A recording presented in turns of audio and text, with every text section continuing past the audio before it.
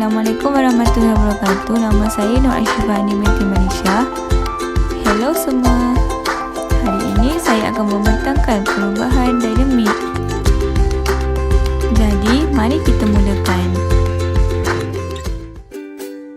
Anda semua tahu apa itu perubahan dinamik? Okey, jadi saya akan mendefinisikan apa itu perubahan dinamik.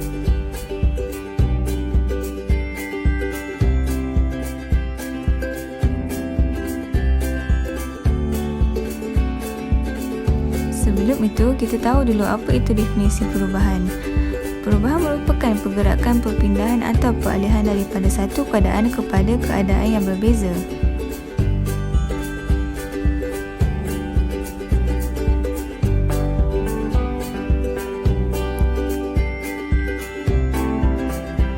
Definisi seterusnya adalah definisi dinamik.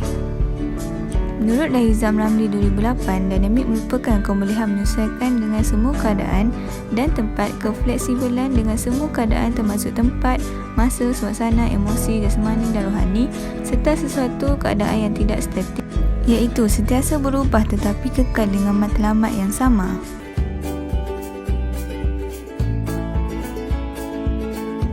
Seterusnya, perubahan dinamik dalam pendidikan. Apa itu perubahan dinamik dalam pendidikan?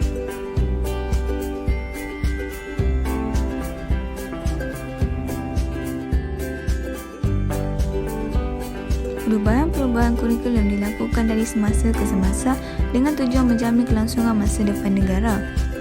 Perubahan amalan dari reaktif kepada proaktif, dari tidak proaktif kepada produktif, dari pasif kepada aktif adalah merupakan beberapa strategi pembangunan kurikulum pendidikan yang diamalkan. Seterusnya, kita pergi kepada faktor-faktor yang mempengaruhi perubahan dinamik.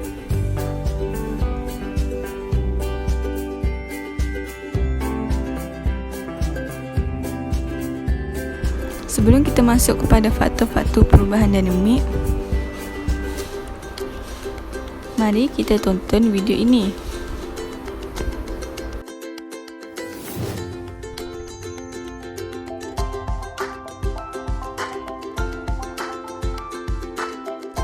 Dalam video ini menunjukkan bagaimana perubahan dinamik berlaku di dalam sebuah kehidupan.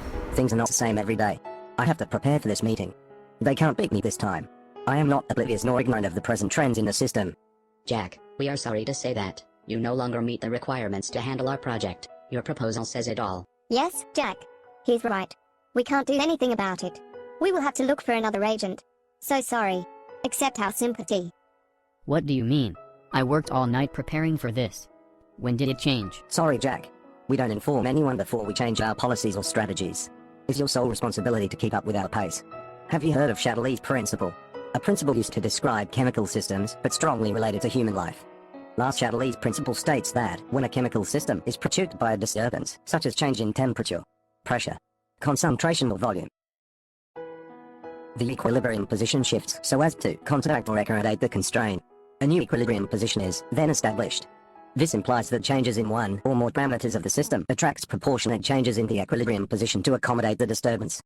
This is analogous to life situations.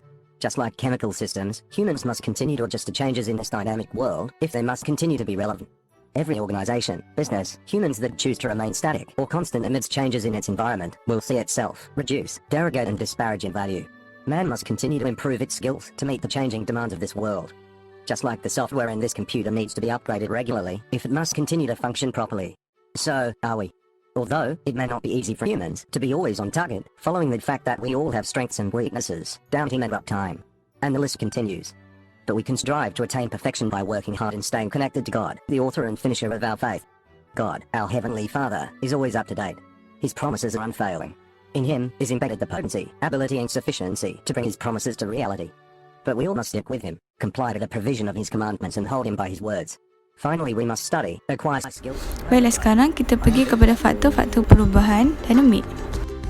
Faktor-faktor perubahan dinamik mempunyai 5, iaitu politik, pelajar, perubahan sosial, kemajuan negara dan perkembangan semasa dunia dan perkembangan ilmu dan kepentingan.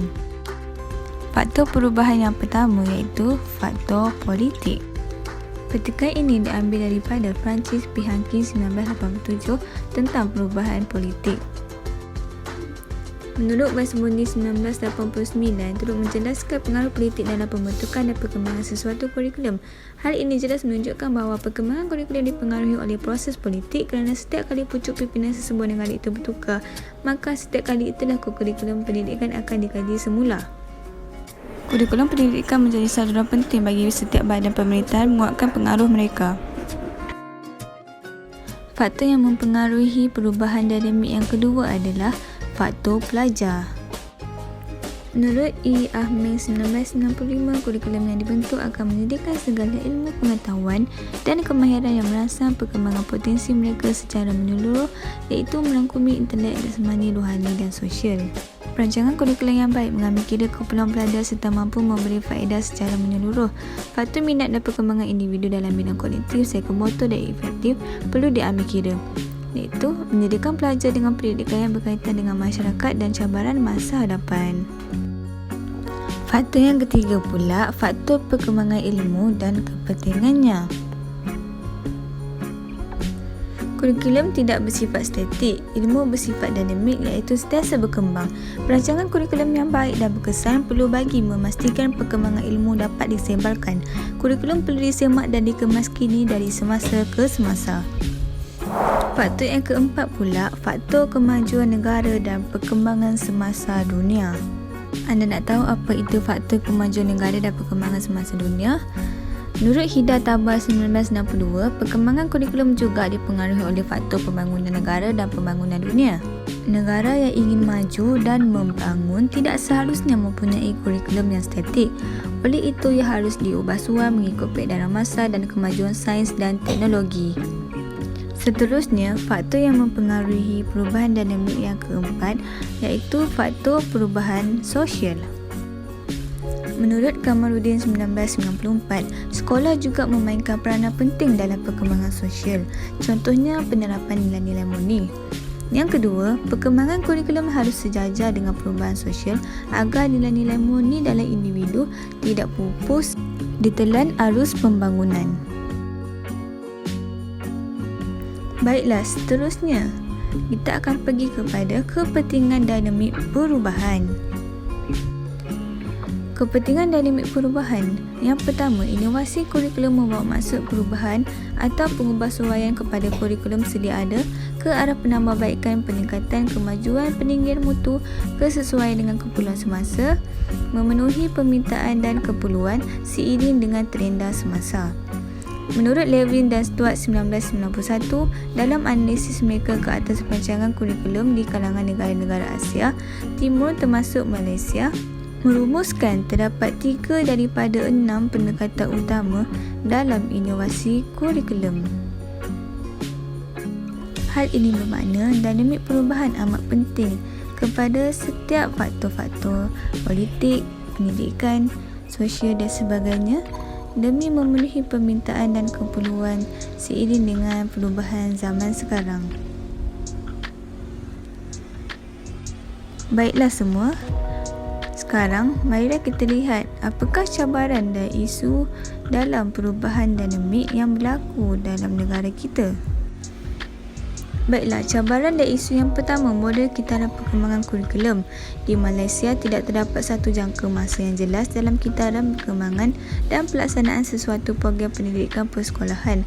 Reformasi kurikulum secara sistematik melibatkan semua peringkat persekolahan berlangsung apabila KBSR dilaksanakan pada tahun 1983 dan KBSM dalam tahun 1989.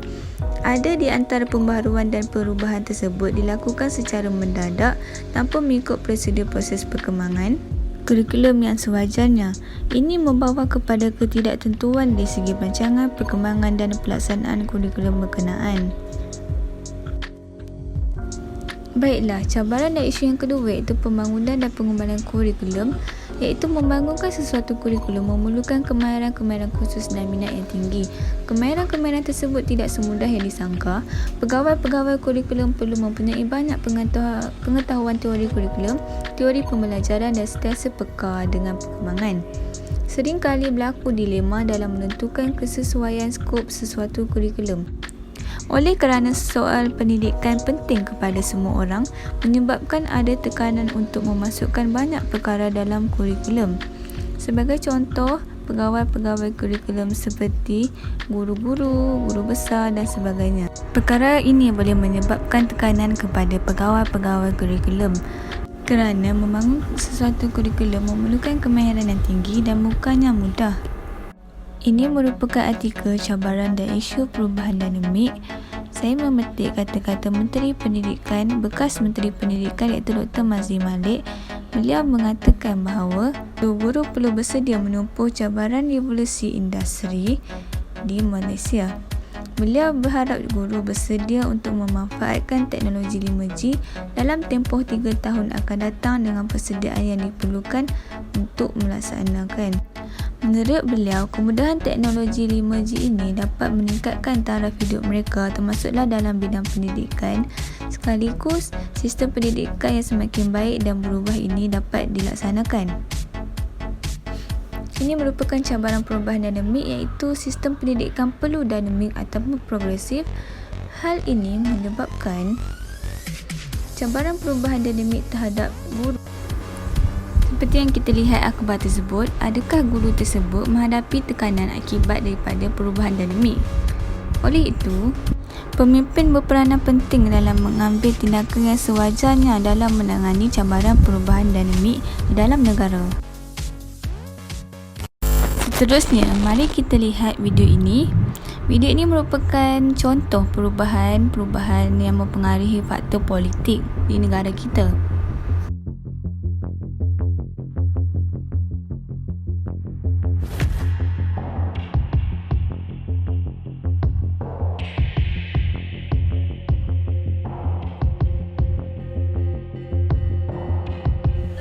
Mari kita lihat apakah kesan-kesan perubahan dinamik terhadap sistem politik di dalam negara kita.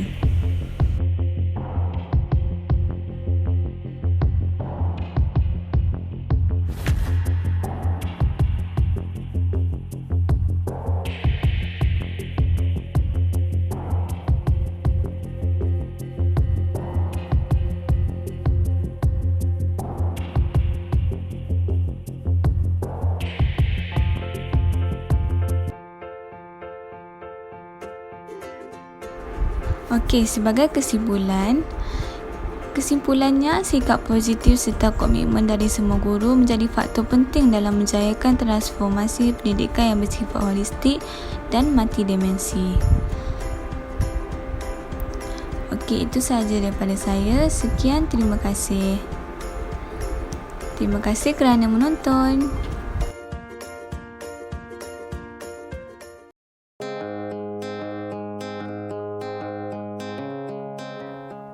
One of the aspects of leadership that are perpetual, and that is change, and managing change. There are 4 levels of change, beginning with knowledge. Knowledge can be provided in instruction and in changing the information base that we have given to people. Second level of change is the issue of attitude. What's our attitude towards the world as we see it around that subject? A third level is behavior. When our knowledge has changed and our attitude has changed, if that's as far as it goes, we've really changed nothing, unless change influences behavior. And when behavior changes on an individual level, then it can rise to the 4th level of change, and that would be culture change, where we change the world around us by that which we model and that which we teach others. Another aspect of change is there are some dynamics of change that we've identified. And the first one of these is that change, when it's truly change, is awkward. If you're trying a new golf swing or you're trying to learn something different, if it's true change, you're going to feel uncomfortable at a given point in time. And it will be for those people as well that you ask to change. Now, an antidote to that awkwardness is to give people some context for it as to the reason why, showing them where we're headed, where we are, and what's expected.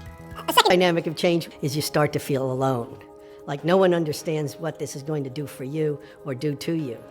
And that issue of loneliness is something we need to break through. And the antidote to that is give people a time and an opportunity to express it, that we can either mourn the past that we're leaving or express the uncomfortable factors that are engaged in the change that we're doing right now.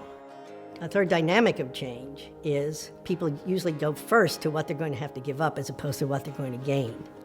And there's an opportunity that we need to create for them as an antidote to that, and it's some celebration of the past, but as a prelude to tomorrow, to move where we want to go together. And that's the job of the leader, to paint that vision.